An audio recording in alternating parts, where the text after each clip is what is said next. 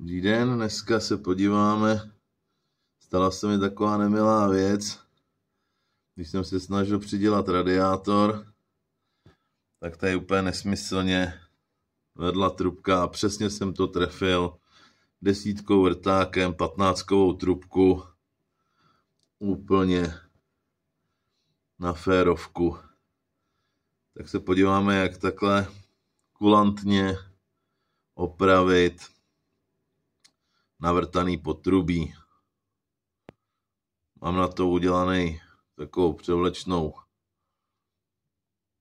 trubičku, takže tohle to půjdu vydloubat ven, vyříznu tam kousek a vsadím tam nový kus. Konečně se mi to povedlo odstranit. Vytáhnul jsem z toho, že jo, tenhle kousek. Povedlo se mi to odvrtat na stranách, pak vylomit a pak pomocí té malé brusky, tak se mi to povedlo zabrousit. No vypadá to hrozně, ale v té zdi tak jako není to úplně nic moc. Musel bych to vybourat asi víc. A teď k tomu, co já tam chci udělat. Udělal jsem si takovýhle kousek, je to má kousek trubičky rozhrdlený, který nasadím sem, nacpu to tam a na té trubičce budu mít kousek převlečnej. Je to normálně kus té stejné trubky, akorát je rozhrdlený expandérem. A já to vemu, nasunu to na sebe, jo, takhle, vsunu to tam dovnitř a tohle ten kousek já jako přesunu zpátky tady na tuhle trubku.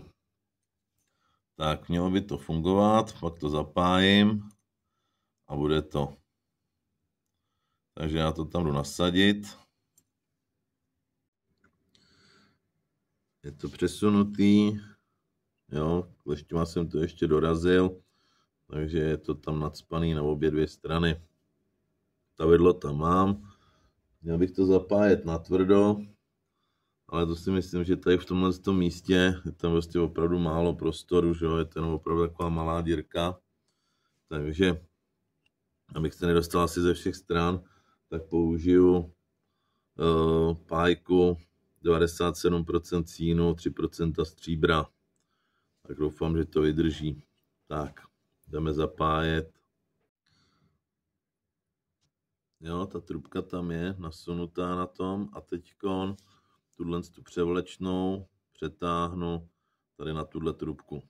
To je to namazaný Degufitem 3000 tavidlem, takže je to tady jak v tom spoji, tak je tady v tomhle tom všude, celý jsem to omatlal tím Degufitem, tak snad se to spojí.